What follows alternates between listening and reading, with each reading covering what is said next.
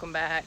We are obviously in the tunnel. I think it's been a minute since I've brought y'all out here, if I remember correctly. I'll have to go back and look at all the videos and see, but I don't feel like I've shot a video in here lately. Yeah, we're in the tunnel, and I wanted to bring you out here today and just kind of give you an update on how things are going out here, and give you an idea and kind of a little insight on how our market garden is going. It's actually not too bad out here today in Arkansas. It is a little humid, not as bad as it has been, but there's actually a breeze, and the temperature is like, well, I don't know what the temperature is because I haven't looked, but I feel like it's in the 80s, which is amazing. And as you can see, maybe you can see, we officially have shade cloth on our tunnel, which makes it even a little cooler in here. So it is pretty nice out here today, comparatively speaking with how it has been. We got the shade cloth up and on the tunnel, gosh, it was just a few days ago now. Tyler and I came out here one day after I got off work and threw it up. And I say threw it up like it was no big deal, but it was totally a big deal. It took us like, gosh, I don't know, like an hour and a half to get it over the tunnel and secured and everything, but we got it done, and I think it is serving its purpose. It was getting, you know, it's, what is today, July? I don't even know, it's mid-July. And it gets really hot in the middle of the day here, and the sun really just starts beating down on these plants, especially the tomatoes and the cucumbers. And it does some pretty significant damage to the fruit and the plants themselves. So I think the shade cloth is really starting to help and serve its purpose. We got this from Amazon. We've been trying to be more aware and purposeful about where we're actually buying our supplies from. That being said, you know, we like to try to buy from local companies or small companies or companies that have kind of the same values that we do. However, sometimes, you know, this business that we've started and this journey that we started, it's debt free. And we were very serious about, you know, not taking out loans for our market garden, not putting our purchases on credit cards. You know, everything we've done out here and everything we've purchased it comes out of our pocket. And sometimes that means that we have to pick up overtime at work, or have to pick up extra call shifts or whatever to pay for it. But we're very serious about not going into debt over this, okay? So that being said, sometimes buying from local companies and buying from small businesses and buying from some of those businesses that I would prefer to buy from, sometimes it's just not feasible, unfortunately. And this shade cloth was one of those times that, you know, I had a company in mind that I wanted to buy it from, but I couldn't spend the money. I didn't have the money to spend on it, quite honestly. So we did buy this from Amazon. It was affordable for us, and I think it's serving its purpose well, and it feels really good in here, especially when that breeze comes through, and it's actually somewhat enjoyable out here this morning. So I came out here to go ahead and pick a few things. You know, I picked tomatoes. Gosh, I think it was, I can't keep up with my days, y'all. I think it was 2 days ago I came out here and harvested a ton of tomatoes. Those are in the house. I'm seeing there's a few more that I can go ahead and harvest. I've been trying to harvest them right when they're blushing, for two reasons. One, I'm noticing a lot of these Cherokee purples are starting to crack. I don't know. I mean, I've always understood that cracking comes from overwatering. I don't feel like I'm overwatering these plants. They get watered once a day, every day, for, I can't remember if I have the timer set for 30 minutes or 45 minutes. I want to say it's 45 minutes, honestly, because it's gotten so hot. But other varieties of tomatoes are not cracking. The Cherokee purples are. I don't know much about Cherokee purples, honestly. That may just be something that they're prone to doing. If you know, you could totally comment here and let me know what I'm doing wrong or if I'm doing anything wrong. But I am coming out here and trying to harvest them as they're blushing to prevent the cracking, but also because I am noticing hornworms and cutworms. I've lost not many tomatoes to the hornworms and the cutworms, but a handful. And obviously I want to prevent that as much as possible. So harvesting as they're blushing is really helping with that. I am dusting these plants with dipel dust, which is an organic option. It's the first year I've done that. That came suggested to me actually from Jill at Whispering Willow, and it has worked amazing. Actually, the very first dusting I did, I had a pretty bad infestation of cutworms, and it just like decimated the cutworms in a day, and it was awesome. So if you haven't ever tried the Dipel dust and you want to give it a try, I would definitely recommend that. I'm also going to go through and harvest some peppers. My shishito peppers are just now starting to really turn. I know a lot of people will eat them when they're green, and I like them okay when they're green, but I really prefer them when they're red, which they have to stay on the vine or the bush or whatever you want to call it quite a bit longer in order to turn red. But to me, they're much sweeter. They have more flavor. They're just better when they're red. So that's what I've been trying to do. Shishitos are coming on. Let's see what else is coming on. The lemon spice jalapeno. We've had a handful of those. They're really good. We got those from Baker Creek. They're good. If you've not tried those, you harvest them when they're yellow. Okay. Here's one that's bad that I threw on the ground. Hold on. Here's one I threw on the ground for whatever reason. I guess some bugs or oh yeah. I had fire ants in these jalapeno plants. I thought that was so odd because I've always understood that fire ants don't like spicy things. But man, yeah, they were all up in and they were eating their way through the peppers.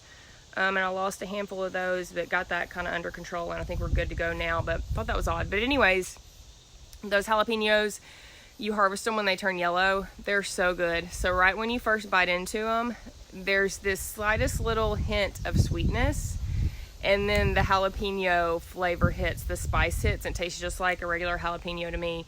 But it's really unique because it does have that little bit of sweetness right before the heat hits, and it's really good.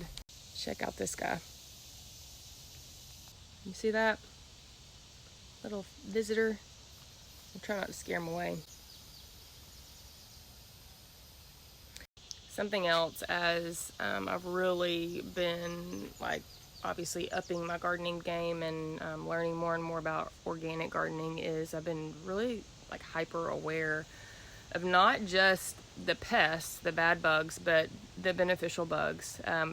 Have really been noticing a lot of them and making sure that I can identify obviously the good bugs, but also the signs of the good bugs. Like I had lace wing eggs on a lot of my tomatoes the other day, and so I was trying to be aware of that and trying hard to not harvest some of those tomatoes that had those eggs on them, because I mean I wanted those to stick around. They're really good for eating the aphids and whatnot. So just been like hyper aware of that a little bit. So like I said, shishitos are really starting to come on. A lot of those are turning red. Really starting to get more and more of these lemon spice jalapenos, and my bell peppers are coming on. I've got a ton of green ones. I'm also trying to let a lot of those turn red. I don't know. I prefer a lot of the peppers. I prefer them to sit on the vine or the plant a little longer. They seem to taste a little sweeter if you'll do that. That's my preference. Obviously, I probably should figure out what my customer's preference is over my preference, and that's when I should harvest them. But that kind of leads me into talking about what I came out here to talk to you about, and that is how things are going. Obviously, I'm growing food in here. It's working. Food is growing.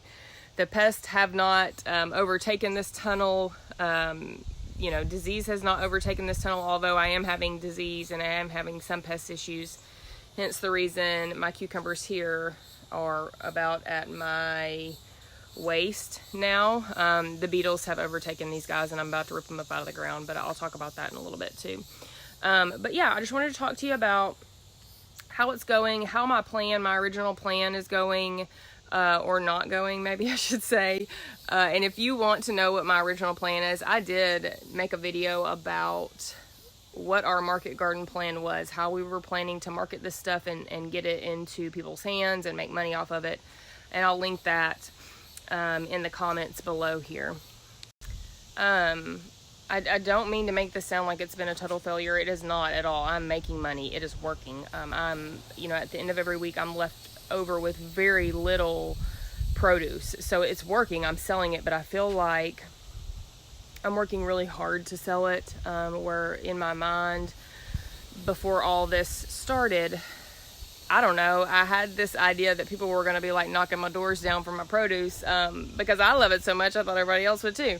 And that's not been how that's working. There's definitely been a lot of work on my end to promote myself, promote what we have. There has been a lot of effort into packaging things and getting it out the door to people.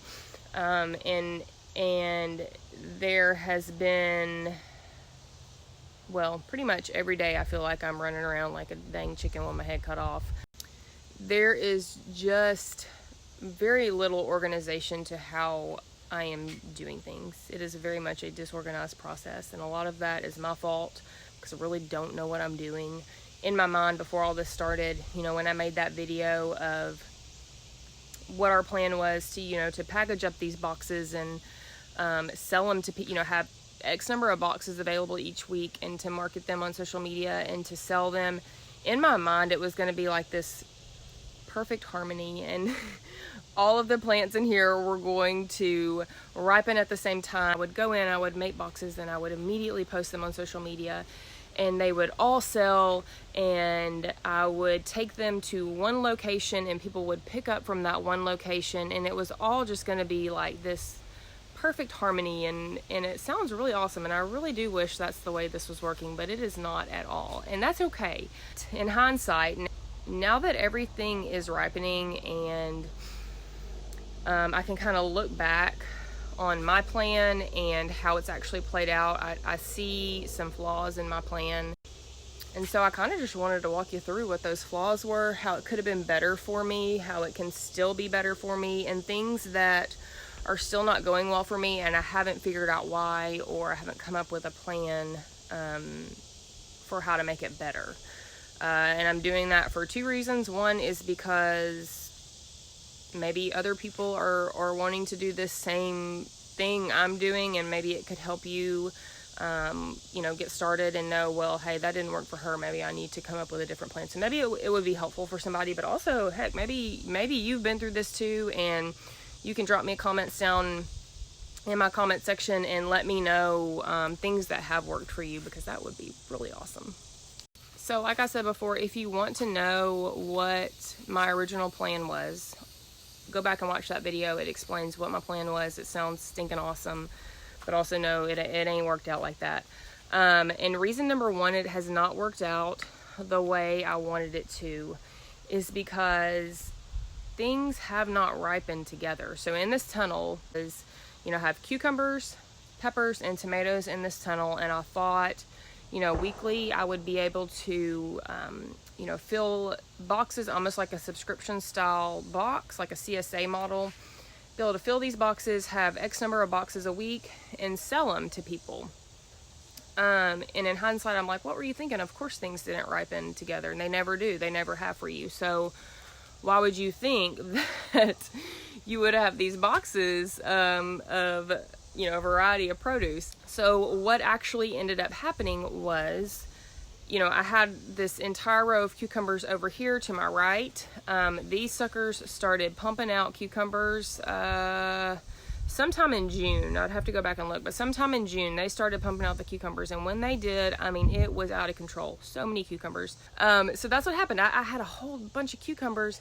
My tomatoes were almost there, but not quite, and my peppers were way far from being ready. So I had all these cucumbers.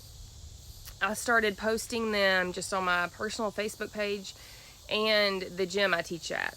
I sold quite a few cucumbers, but I had so many cucumbers. And common sense tells you you're not going to be able to just sell a crap ton of cucumbers direct to customer like that. It just doesn't happen. So I did wind up, and when I say I had a lot of cucumbers, I think I was harvesting like somewhere near 60 pounds a week of cucumbers. So many stinking cucumbers. So I sold quite a few direct to customer, not enough to really make much of a profit, and not enough to justify the amount of time I was spending weighing cucumbers, washing cucumbers, weighing them, packaging them up, getting them out the door, and then making sure people were paying me and all that. It was just a lot of work for cucumbers.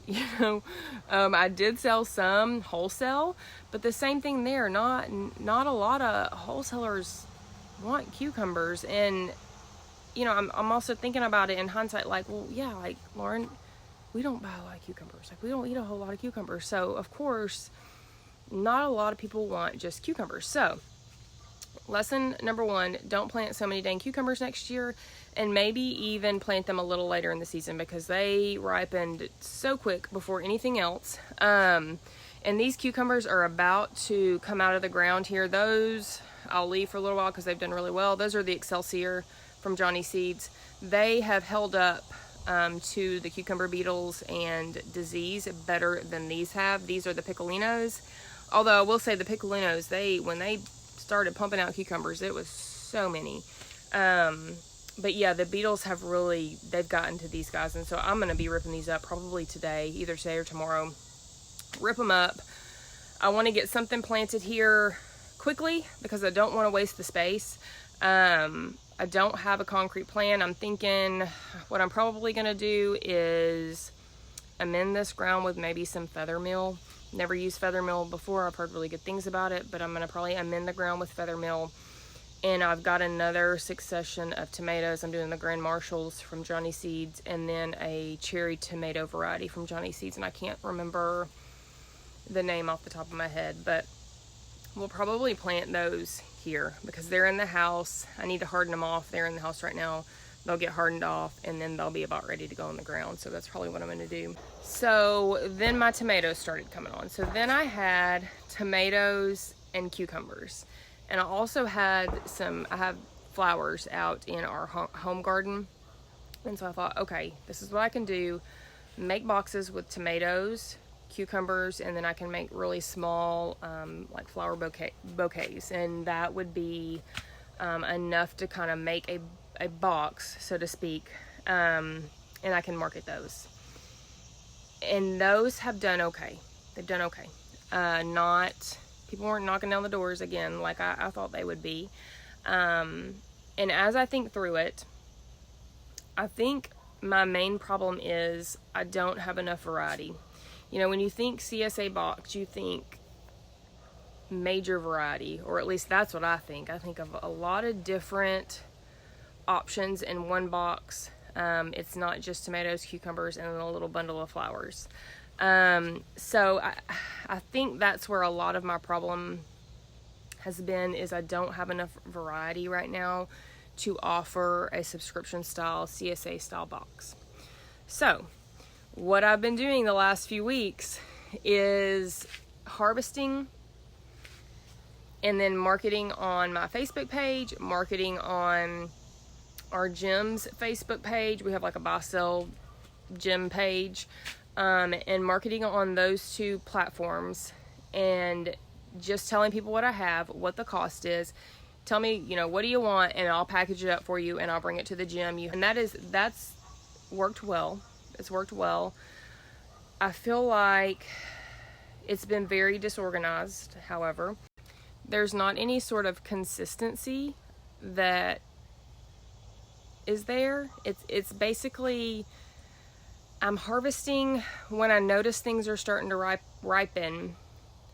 I post when I know I'm going to be at the gym, and I pray that people are going to buy it. And so far it's worked. It's worked fine. I'm making a profit, which is really the goal here.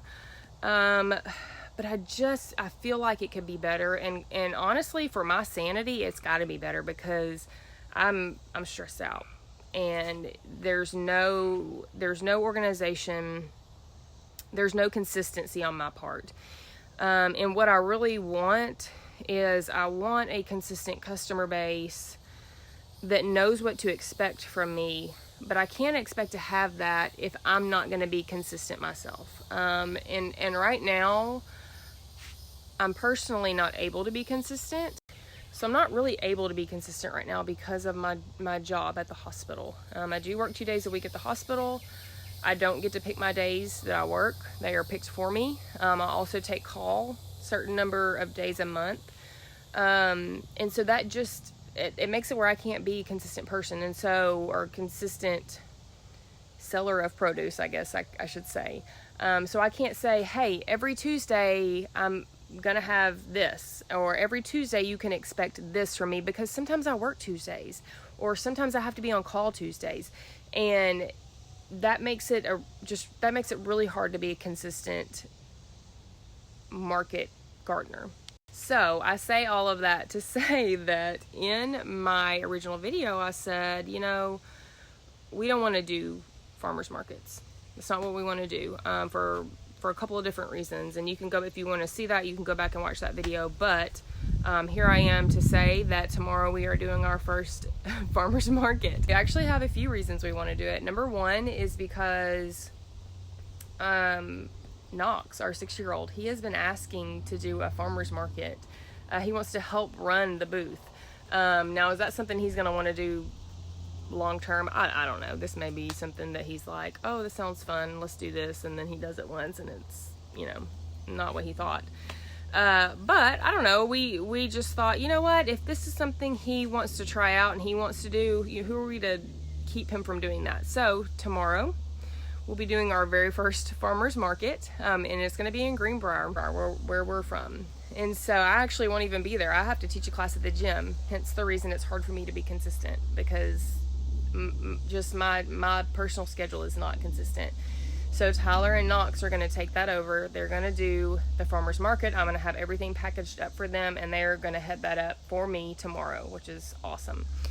Another reason that we're doing the farmers market is because something that's been hard for me, you know, when I started telling people I was going to be doing this and people heard what we were trying to achieve, you know, people are really good encouragers, and they mean well, and it's awesome when they tell you things like, oh my gosh, I'm going to be your best customer, I'm going to be your number one customer, you tell me when you have that ready, I can't wait to buy from you.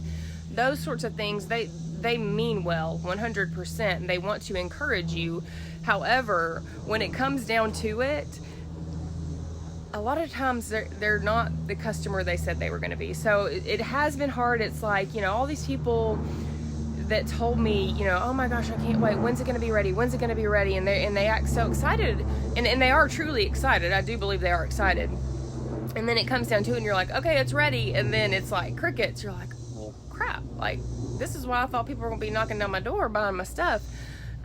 So that being said, I feel like right now it's really important for us as a farm and a market garden to get our name out there. You know, people don't know, of course, friends and family know us, but our local community, they don't know us. They don't know what we're doing. They don't know Berkeley Farm. And so I feel like this is a really good way for us to come to our local farmers market and get our name out there. Our farmers market in Greenbrier is small. It's very small. I've actually never even been to it. I actually didn't even know we had a Greenbrier farmers market until maybe a couple of months ago or so. The neighboring farmers markets, and we have a town called Conway, and then in Little Rock they have really good farmers markets. I think that if I really wanted to go and sell my stuff and plan to sell out and make a really good profit, I think I would need to go to those farmers markets. But we are intentionally going to our farmers market, our town's farmers market, for a couple of reasons. One is to get our name out there, to let our local community know who we are, and to two, just do our part to support that. The people that are heading up the farmers market are really trying hard to grow the farmers market. They're trying hard to make it bigger. They're trying hard to make it more like what our neighboring towns have. And I do feel a little bit of a responsibility to help that out. So I don't know, you know, tomorrow we'll go. Tyler and Knox will go. I'll be teaching class, but Tyler and Knox will go to the farmers market. Hopefully they'll sell out. I don't know. Tyler kind of hit it up, I think it was a couple of weeks ago, to see what it was all about. And I know that when he went, there was nobody selling the things I'm going to be selling. He said there were no heirloom tomatoes, there were no peppers, there were no fresh cut flowers. Those are the three main things I'm going to be bringing, or he'll be bringing tomorrow. So I'm hoping that we'll sell out.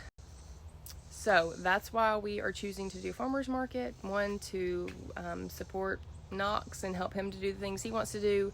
Two is just to help get our name out there to our local community. And three is to hopefully sell some stinking produce And 4 is just to support our local farmers market. We want to be supportive in our community. We want to do what we can to help, and I think this may help. I don't know. We'll see. So if you're local to Greenbrier or Central Arkansas, come out to the Greenbrier Farmers Market on Saturday and say hello. So something else I had talked about on Instagram here recently was that, we have been working on this tunnel and preparing the tunnel, and I grew all of these plants from seed and nurturing them and getting them in the ground, and just now, these past few weeks, things are really starting to pump out, and I'm like, oh, okay, like I feel like I should be able to take this sigh of relief, like, okay, it's working. Things are growing, things are producing. Let me just sit back and let that happen now. But it's so funny, you can't. Now I've got to really focus on finding that customer base, which is, like I said, been much more difficult than what I thought it was going to be. But also, it's time to already be thinking about a fall garden, which I'm like, holy cow. Like, we just got into the thick of the summer garden and it's working, and now I have to start thinking about the fall garden, which is just unreal. Like, give me a break, Mother Nature. The fall garden is very intimidating to me. So this summer garden was obviously very intimidating because it's the first time I've ever tried to do a market garden. It's the first time I've ever grown in a tunnel. It's the first time I've ever grown on this scale. That being said, I had somewhat of some confidence in my back pocket because I'm like, well, heck, I've grown a crap ton of tomatoes before, and peppers and cucumbers. I know I can grow those things. It's just, can I grow on this scale? Can I sell them to people? Can I market them the right way? So, while there was some uncertainty and some intimidation there was still some confidence that, no, I can do this. I know how to grow these things. Well, with the fall garden, that same confidence is not there, if I'm being honest. I have grown, I don't even know if I can say I've grown a fall garden in the past. I've grown some fall things. I mean, I've grown some carrots, and I've grown some radishes and some beets, and I've grown like a couple heads of lettuce, but I can't say that I've ever actually had like this big fall garden, this big successful fall garden. So figuring that out is going to be a lot of trial and error. I'm trying to remember that as I go into this, trying to make sure that that same confidence that I had with this summer produce, it's not there with the fall produce. So the fact that it's something that's been in the back of my head since the start of this whole market garden journey was just an idea. That thought of like, ooh, but that means I'm going to have to get really good at growing fall things and winter things. And I've never really done that before. And so now the time is here. It's like, okay, like it's time. You don't get to just think about it anymore. It's time to actually start planning it out and knowing what you're going to do and having a plan for it. And that is really intimidating to me. Just like I had to keep telling myself over and over in this garden, in this tunnel here, when something didn't go as planned, well, it's just a lesson learned. This is the first time you've ever done it. This is the first time you've ever grown in a tunnel. This is the first time you've ever actually tried to sell your produce. You got to have a little grace with yourself. So I think that I'm probably going to be telling myself that a lot come this fall, which is okay. I think that this fall is going to be a major learning curve for me, for us. And that's okay. There's only one way to do it. I mean, I can read all the books and I can ponder it and think about it all I want, but the only way that you really learn, or at least for me, the only way I truly learn is to just do it. And if that means making a lot of mistakes as time goes on and through the season, then that just is what it is. And I'll just make a lot of mistakes. And then this time next year, I'll be better at it. Probably not going to be perfect at it. And in fact, I can guarantee you I won't be perfect at it, but I'll be better than I was this year. I am going to get my booty in gear here and finish harvesting some of these tomatoes, peppers, and things, and packaging them up for Tyler and Knox for tomorrow. I feel like I've got kind of a busy day ahead of me, and the day is pretty much already halfway over. Also going to try to get in here and rip these cucumbers out, which kind of makes me sad, but it just means it's time for something new, and honestly, I'm really sick of cucumbers. Anyways, I hope this video, I thought somebody was driving out here. I hope this video was helpful for you. You know, if you're in the thick of market gardening or anything, in the thick of a new journey and it's not going as planned, you know, maybe this could be an encouragement to you that that's okay. Like, you're new at it, just like I'm new at this, and sometimes things don't go according to plan. Doesn't mean it's a failure at all. I'm going to continue doing what I'm doing. I have really good days out here where I feel like I'm selling a lot of stuff and things are going really well. And then I have days where I 100% question what the heck I'm doing. You know, if I should be doing this or not. So just try to hang on to those days where, you know, you feel good about what you're doing, and you know you're doing what you're supposed to be doing or what you're called to do. And just know that everybody goes through those doubts and pivots in their plans and whatnot, just like I am right now. So hopefully this was helpful for you. I'm going to get in here and get to work, and we will see y'all next time.